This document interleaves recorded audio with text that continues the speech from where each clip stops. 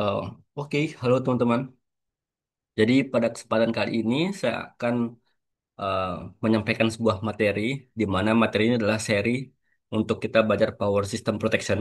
Karena saya bilang seri berarti akan ada video-video lanjutannya lagi, di mana next video kita akan mencoba simulasikan dengan MATLAB atau mungkin dengan ETAB atau mungkin dengan DeepSilent nanti. Tetapi kali ini saya akan menjelaskan terlebih dahulu teori dan studi case-nya plus studi case. Kita akan bahas terkait konsep city, current transformer, apa itu city, cara menentukan city, dan ini part one ya. Pastikan teman-teman nonton part selanjutnya nanti. Oke. Oke, pertama, kenapa kita membutuhkan yang namanya protection? Ini simple simple answer ya. Tidak perlu berbelit-belit. Karena kenapa kita butuh protection? Safety can be fun. Just it. Kalau kalian mau cari jawaban yang lengkap, yang akademis, silakan di GPT saja. Karena di video ini saya akan menjelaskan dengan bahasa bayi. Oke, itu teman-teman. Nah, ini adalah basic element of protection system. Jadi, protection itu terdiri dari setidak-tidaknya ada city, yaitu mengubah arus tinggi menjadi arus rendah yang proporsional agar bisa dibaca oleh alat ukur. Intinya, dia scale down, men-scale down arus dari sisi ini, arus line ini di scale down oleh dia agar mudah dibaca oleh eh, komponen pembaca seperti relay dan CB. Kemudian ada relay. Relay ini apa? Relay ini yang menerima sinyal dari City dan nanti membandingkan dengan nilai ambang batas, lalu memberikan sinyal pemutus. Jadi misalnya gini nih, si relay ini udah set. Jadi kalau kalau misalnya aku nerima arus misalnya 10 ampere dari si City ini, berarti aku nanti akan ngasih sinyal ke circuit breaker untuk mutus gitu. Nah, sebenarnya di sini untuk scale down ini nggak hanya CT, ini current transformer, ada juga voltage transformer atau PT, potential transformer. Tapi mostly di industri, kemudian di mana ya? Di ya yang sering digunakan mostly itu current transformer. Oleh karena itu kita akan fokus ke current transformer dulu, gitu. Oke, sampai sini paham ya? Jadi Siti yang nurunin arus dari line sini, kemudian arusnya nanti agar mudah dibaca oleh relay. Nah, agar mudah dibaca oleh relay ini, kemudian dia ini punya setting di sini. Siapa yang setting engineer? Nanti dibandingkan ketika melewati ambang batas dari yang di setting tersebut, nanti dia akan ngasih sinyal ke si B untuk memutuskan. Oke. Nah, kenapa perlu City dan relay? Nah, ini penting kenapa nggak CB saja gitu. Oke, sekarang bayangkan ya, ini adalah kelas kalian, kemudian seorang guru ini punya 40 murid. Nih. Misalnya yang paling nakal ya, misal di sini namanya Bahlil. Bahlil ini nggak ngerjain tugas gitu. Kemudian si guru marah. Masa sih kalau guru ini marah ke satu orang, kemudian eh, kalian juga yang ngerjain PR ikut marah gitu. Nah, oleh karena itu, City dan relay itu berfungsi untuk mengisolate gangguan agar hanya terjadi di poin itu saja, di titik itu saja. Kalau dalam yang real conditionnya, kalau kita berbicara yang real, di real condition, coba bayangkan, ya, misalnya fault di sini, gangguan terjadi di sini. Kalau dia tanpa City dan relay, maka dia ini si bagian sini ikut mati. Di sini juga ikut mati. Sehingga City dan relay ini fungsinya untuk mengkoordinasi, untuk bisa komunikasi satu sama lain, komunikasi antar si B. Nah, misalnya gangguan sini, bro, kayaknya aku aja ada yang mati, kamu gak usah gitu. Terus ada juga yang koordinasinya gini, bro, aku mati dulu ya, ntar habis itu kamu, next kamu. Nah, itu yang disebut dengan koordinasi relay. Sampai sini nggak mungkin dong kalian nggak paham. Kalau nggak paham, nah, oke, nah, ini output yang akan kita kerjakan. Misalnya, bisa nggak kalian ngerjain ini, ada real condition seperti ini, daya motor segini, burdennya segini, kemudian tentukan nanti spek CT-nya. Coba bayangkan kalian seorang engineer terus diminta oleh perusahaan misalnya. Bisa nggak jawab ini, tentukan spek CT-nya dong, King gitu. Terus kalian ngangong-ngangong, wah ini, dan hopefully kalian bisa nanti mengerjakan ini sendiri. Nah, kemudian apa yang terjadi kalau kalian milih CT-nya itu yang kebesaran dan kekecilan gitu, terlalu tinggi dan terlalu rendah, itu yang akan kita bahas nanti. Eh, Pastikan kalian nonton terus karena ini eh, insya Allah penting dan bermanfaat. Ya. Oke, next, next kita akan bahas equivalent circuit city. Jadi city itu kalau dibedah, dibuat rangkaian, rangkaian, ditulis rangkaiannya, nah dia akan berbentuk seperti ini. I1 adalah I primer, I line yang memiliki arus besar, I2 ini I sekundernya.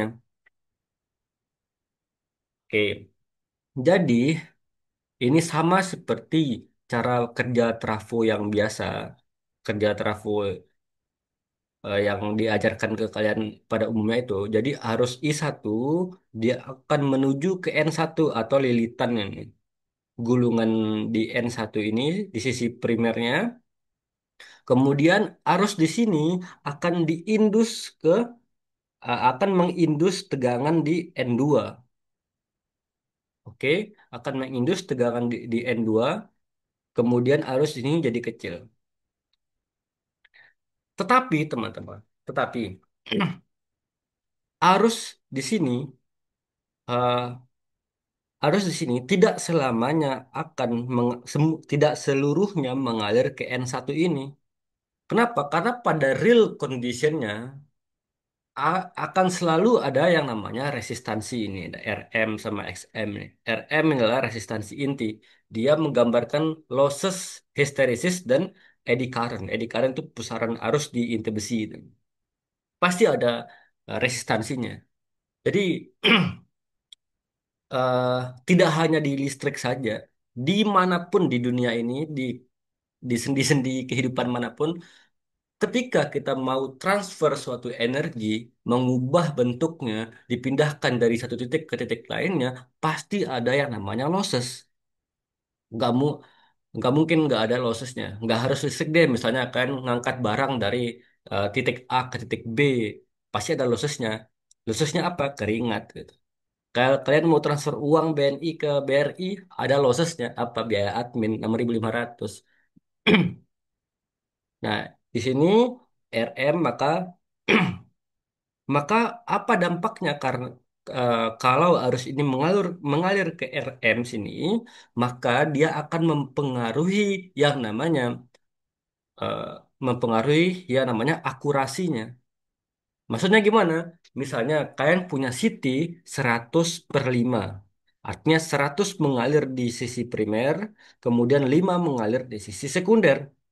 Artinya di real conditionnya itu nggak selamanya 100/5. Biasa saja 100/4,95 gitu. 100/4,98. Itu pasti begitu di City itu.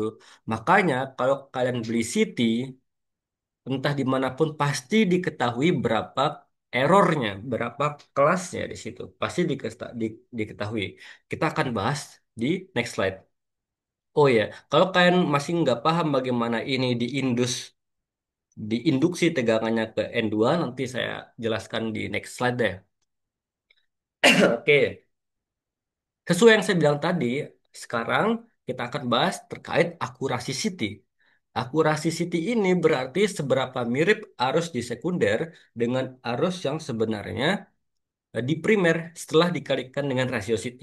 Santai saja, misalnya gini, kalau CT-nya kalian punya 1000/5, artinya primer tuh punya 1000 ampere, sekundernya ngalir 5 ampere.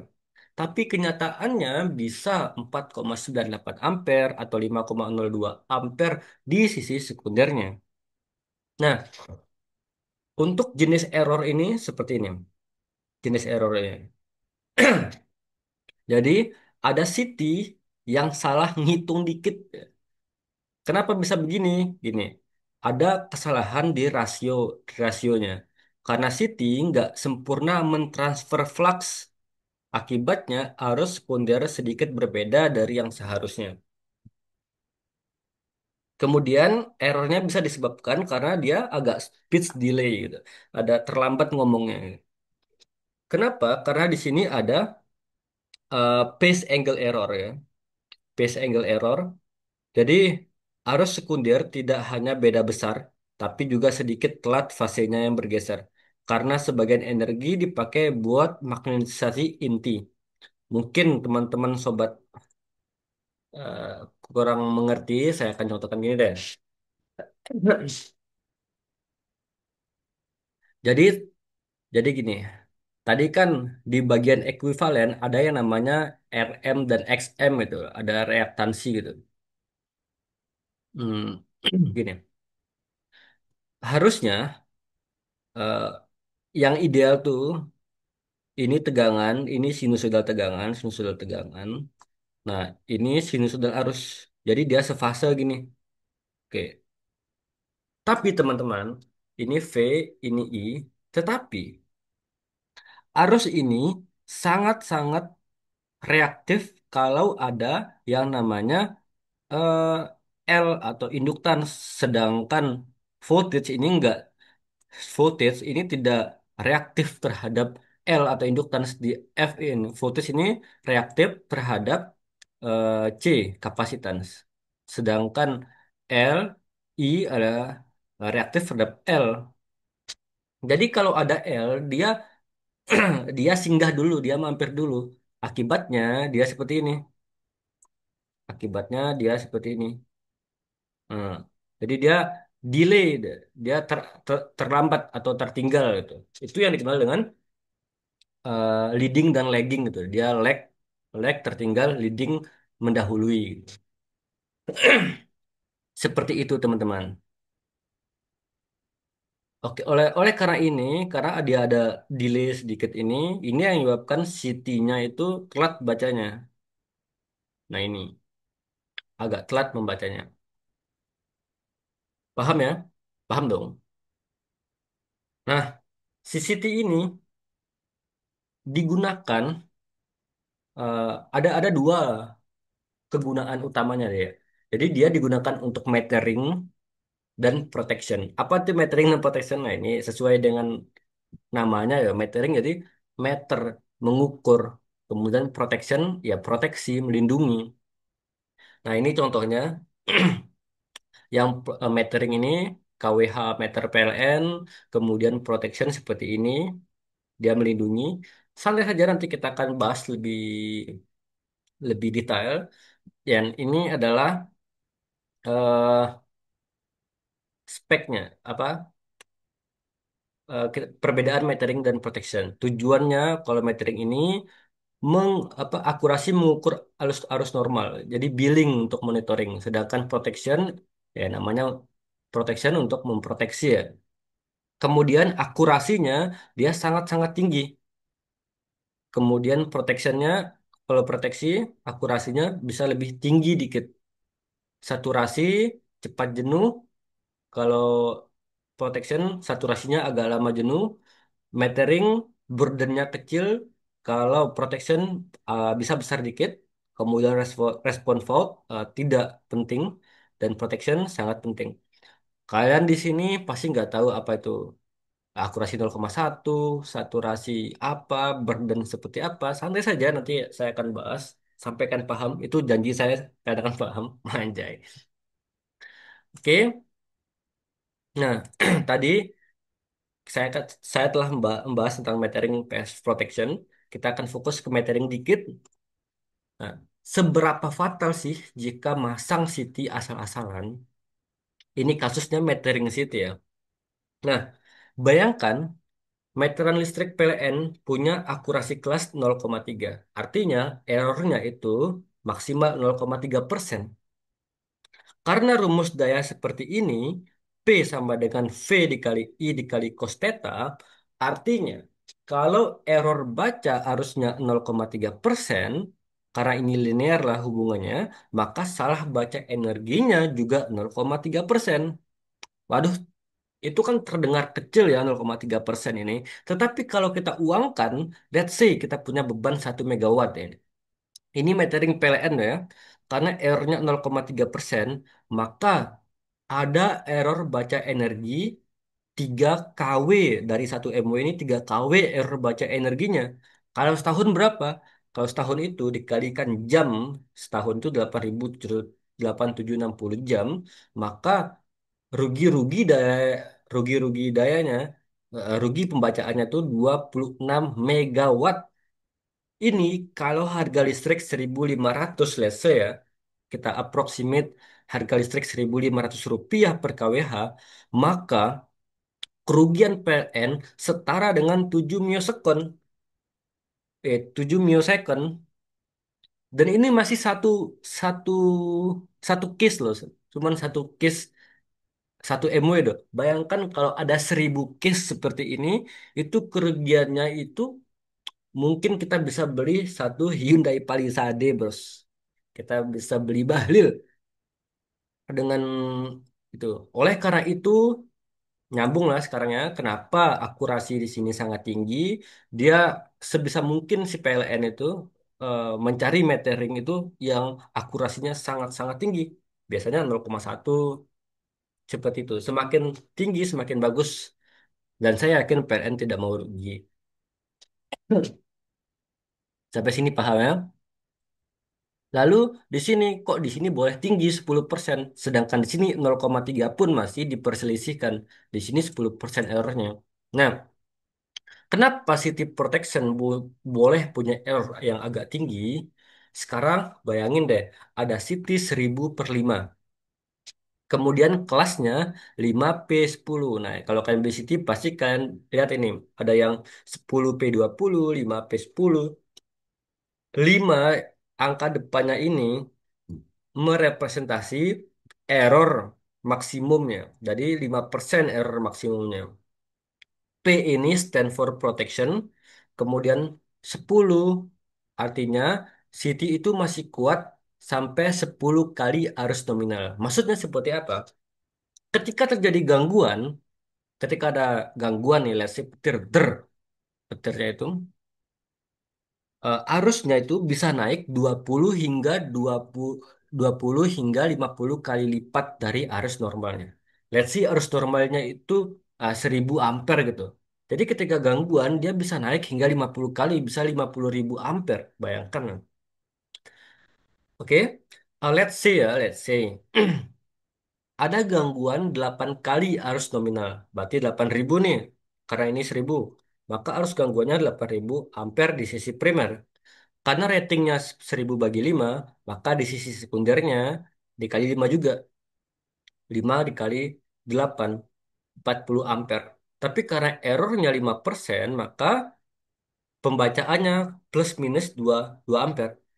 Errornya 2 ampere. Jadi pembacaannya kalau dikurangi 40 kurang 2, 38 ampere. Nah ini masih santai-santai saja karena hitungannya ini masih besar. Relay itu, seperti yang saya jelaskan di awal-awal video, dia biasanya trip dikasih sinyal di 10 ampere misalnya. Dan ini masih besar ini. Ini 38 sedangkan kita setnya di 10 ampere. Ini error 10% pun, ini 10 error nanti di sini 10% 0,1 dikali 40 berarti 4 ampere, 4 ampere anunya. Artinya pembacaan di sini 36 ampere. Ini masih besar teman-teman. Karena settingannya bisa jadi lebih di bawah kurang di bawah itu misalnya 10 ampere. Jadi walaupun errornya 5%, relay tetap bekerja dengan benar. Oleh karena itu di sini boleh 10 agak tinggi eh, errornya. Sekarang kan sudah mengerti metering seperti gimana, kemudian protection seperti gimana. Next kita akan bahas terkait burden city. Nah, tadi sini saya bahas burden. Oke, santai. Burden itu apa? Burden, burden kan bahasa Indonesia beban ya. Burden atau beban ini total beban listrik yang terhubung ke sisi sekunder city. Artinya semua komponen yang dihubungkan ke CT seperti kabel, relay, KWH meter dan lain sebagainya dan lain sebagainya ini akan memberikan impedans terhadap CT. Jadi ya kalau CT itu seperti ini ya. Misalnya ini CT. Nah, di awal tadi kan saya sudah bilang CT itu akan dihubungkan ke kabel. Nah, di sini pasti ada impedansnya, ada Z atau R-nya. Nah, total total impedans yang terhubung ke sisi sekunder ini dinamakan burden, dinamakan beban. Rumusnya burden VA sama dengan I sekunder kuadrat dikali Z ini. Ini sama kayak rumus daya ya, I kuadrat kali R. Let's say. Kita punya CT 100 per 5 ampere, panjang kabel 20 meter, tahanan 0,1 ohm, impedansinya 0,2 ohm. Nah, total impedansinya ini 0,3 kan. Z-nya adalah 0,1 tambah 0,2, 0,3 ohm. Maka burdennya karena I sekundernya ada 5, 5 kuadrat dikali 0,3 sama dengan 7,5 VA. Artinya, kalau kalau kamu punya City rating, maka kamu harus nyari City yang ratingnya di atas 7,5. Kalau misalnya kamu punya 10 VA burdennya, ini masih oke. Tapi kalau kamu punya City ratingnya 5 VA, maka nggak boleh, teman-teman. Kenapa nggak boleh? Nah, sekarang apa dampaknya kalau burden City melebihi batas ratingnya? Jawabannya akan saturasi. Maksudnya seperti apa gini? Oke, saya akan baca ini dulu. Jadi, jika burden bertambah, arus sekunder masih sama, tapi City perlu tegangan sekunder yang lebih tinggi untuk mendorong arus itu. Untuk menghasilkan tegangan lebih tinggi, Siti harus meningkatkan flux magnet di inti besi. Tapi setiap inti besi punya batas kemampuan flux maksimum. Ini disebut titik saturasi. Ini mungkin kan kurang kurang untuk memahaminya. Oke, saya akan menunjukkan. Oke, ini saya akan jadi kenapa ini ada hubungannya dengan rumus yang mulia Albaginda Al King Faraday. Nah, ini sangat-sangat terkenal ya. Dia pionir yang mengubah yang sampai adanya Transformer, beliau yang sang jenius, sangat jenius bisa ini ingat rumus ini E sama dengan lilitan D flux per dt. Oke, saya akan tunjukkan di sini. Sekarang, oke, jadi ini adalah city. Oke, ini primer, ini sekunder. Jadi begini teman-teman, kalau kita menambahkan tegangan di sini, sorry, kalau kita menambahkan R di sini atau Z di sini atau Z artinya gini, artinya kita membutuhkan lebih banyak tegangan di sisi sini, di sisi sekundernya. Karena apa ya? Karena rumus ohm ini V dikali I dikali R. Kalau R-nya dibanyakkan di bagian sekunder sini, maka kita butuh V di sini. Maksudnya gimana? V di sini, V yang mengalir di sini sudah dapat porsi dari bagian primer di sini. Bagian primer di sini, di mana uh, di bagian primer sini untuk mendapatkan arus di sini kan untuk mendapatkan tegangan sorry untuk mendapatkan tegangan di sini dapatnya V sama dengan atau E atau GGL sama dengan N D theta per dt. Jadi tegangan di sini di sekunder ini ditentukan oleh rumus si Faraday tadi. Jumlah lilitan di sisi sekunder ini dikalikan dengan d, d flux per dt. Nah, flux di sini, flux di sini, flux itu dihasilkan dari dari sisi si primer ini.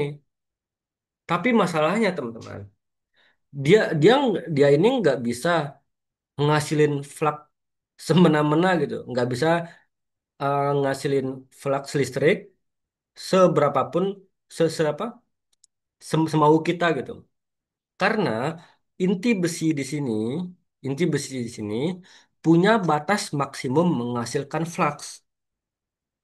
Jadi misalnya ya, di di sini di inti besi sini aku punya kemampuan untuk menghasilkan tegangan di sini eh, 4 volt misalnya, 4 volt misal ya, 4 volt di sini.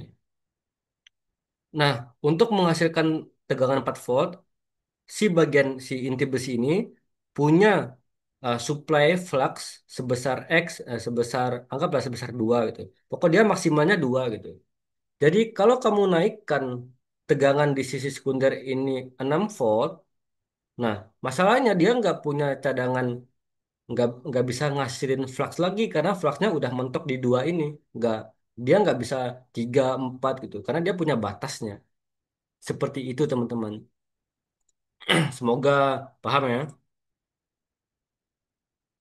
Oleh karena itu, eh, jadi si inti besinya itu punya batas kemampuan untuk menghasilkan fluxnya. Jadi udah melebihi kemamp melebihi batas flux yang dia punya. Akhirnya dia saturasi. Santai, kalian mungkin nggak paham saturasi, akan kujelaskan dengan sangat-sangat mudah. Dari tadi aku bilang saturasi terus. Emang saturasi apa sih? Ibarat gini ya. Jadi effort Rafa, kita bayangkan ini kondisinya. Effort Rafa PSHT. Nah, effort si Rafa PSHT ini kita ibaratkan arus primer, primer. Sedangkan si Davina Karamoy inti besi trafo. Oke. Kemudian perasaan si Davina Karamoy ini kita ibaratkan flux listrik. Nah, jika lihat ini, jika peningkatan effort Rafa PSHT berbanding lurus dengan perasaan si Davina ini, maka Siti bekerja ideal. Tetapi momen di mana apapun effort Rafa PSHT tidak membuat Davina semakin cinta, maka titik itu disebut saturasi Siti. Kuncinya di sini di perasaan si Davina ini dengan effort Rafa PSHT ini. Kalau dia misalnya gini ya, misalnya si Rafa PSHT ini effort dikit, nah si Davina makin cinta. Nah, berarti itu linear tuh hubungannya, ideal kerjanya. Tapi kalau udah effortnya tinggi, si Davina nggak makin-makin cinta, nah itu saturasi. Nah, ini bahasa bayinya, ini yang versi benarnya dikit ya. Jadi ada 3 area kurva di city transformer itu, di current transformer itu. Yang pertama ini initial region. Jadi di wilayah dia wilayahnya linear. Jadi eh, effort PSH effort Rafa ini sebanding lurus dengan perasaan si Davina. Nah, dia bekerja di initial region. Oke, initial region. Paham lah ya. Kemudian kita udah masuk ke unsaturated.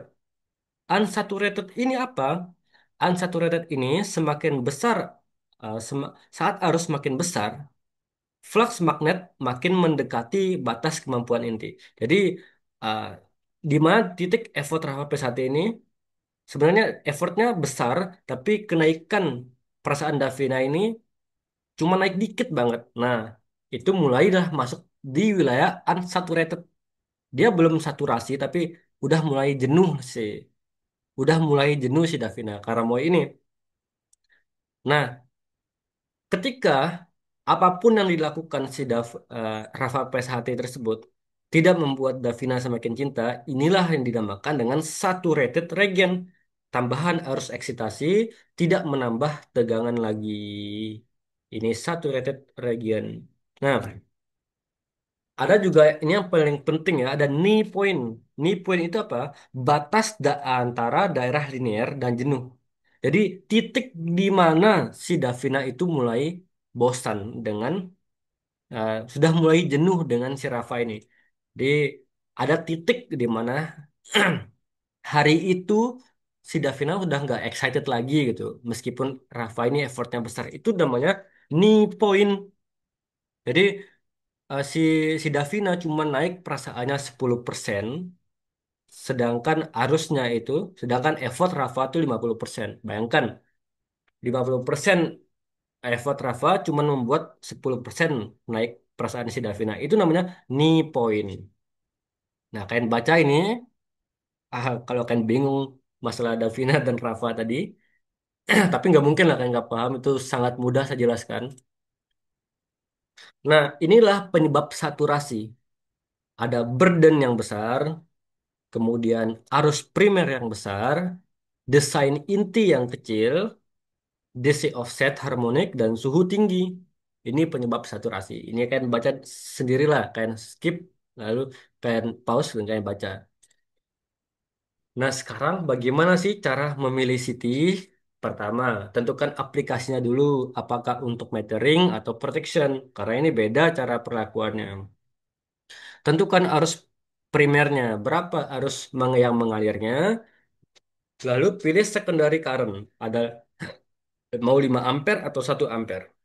Pilih city ratio, hitung burden, pilih kelas akurasi. Nah, kelas akurasi ini namanya juga ALF. Nah, ini ALF atau akurasi limit faktor. Ya 0,3 tadi, 0,355%. Nah, itu akurasi limit faktor. Nah, pertama, sekarang ayo kita kerjakan. Tadi kan aku sudah uh, spill di awal tugasnya ini. Gimana misalnya ya? Bro, aku ini punya motor 250 kW, tegangan sistemnya 400 volt, 3 phase, power faktornya 0,85, kemudian efisiensinya 0,95, burden totalnya 10 VA, panjang kabel sekunder city ke relay 10 meter, luas penampang kabel 2,5 meter. Pertama, kita akan cari dulu full load ampernya. Kita harus mengerti dulu berapa arus yang ditariknya, yang digunakan oleh si beban tersebut. Bebannya kan 250 ini. Pakai rumus ini. Nah, ini rumusnya sangat terkenal ya. Kalau kalian nggak tahu, kebacut, keterlaluan lah. Arus sama dengan P akar 3 V dikali PF dikali efisiensi. 250 kW. Singkat cerita kita dapatkan 447,5. Di next step kita harus mencari apa ya? Mencari rasionya. Sorry. Kita akan mencari ya rasio CT-nya. Karena di sini kita menemukan 447,5, maka kita pilih rasio 500/5. Ya biar dekat ya, biar nggak terlalu kan kan tadi aku sudah jelaskan kalau terlalu besar gimana, kalau terlalu kecil gimana. Nah, kita akan milih di sini 500/5 yang dekat-dekat ya. Kenapa sekundernya ini 5? Tadi kan aku bilang di sini boleh 1, 5 atau 1. Nah, kalau ini 1 ya boleh-boleh aja gitu. Yang nggak boleh itu pacaran beda agama. Itu yang nggak boleh. Jadi di sini saya pilih rasionya 500/5 ya. Artinya 500 mengalir di primer, sekundernya mengalir 5. Next, kita step tentukan burdennya. Eh burden di sini, oke. Jadi kebetulan di sini tuh nggak dikasih tahu ohmnya, berapa ohm mengalir. Jadi yang dikasih tahu dia jenisnya tembaga, kemudian luas penampangnya berapa. Oke, kita cari ini rumus yang terkenal ya, rho kali L per A ini. Ini dari SMA sudah dijelaskan. Karena ada dua kabel ya, hitam dan merah, fasa dan netral. Nah, maka dikali dua di sini. 2 dikali rho dikali L A. L ini panjang, A ini adalah luas penampang. Ini saya sudah jelaskan di sini. Nah, tembaga, nah ini sudah ketentuan ya. Kalian bisa cek di Google. Ini nggak berubah-ubah. 1,724 kali 10 pangkat minus 8. Kemudian L-nya tadi sudah saya jelaskan di soal. A-nya dijelaskan di soal juga. Kenapa dua? Nah, ini kan kabel itu kan dua tuh, fasa sama netral yang dihubungkan ke relay. Nah, sekarang kita hitung nih. R-nya totalnya berapa? Ternyata setelah kita masukin, kita dapatkan 0,1379. Maka VA-nya I, I kuadrat kali R, I-nya 5, I sekundernya 5, ini 5, kali 0,1379. Sama dengan 3,45. Apakah ini aman? Tadi kan saya bilang sini.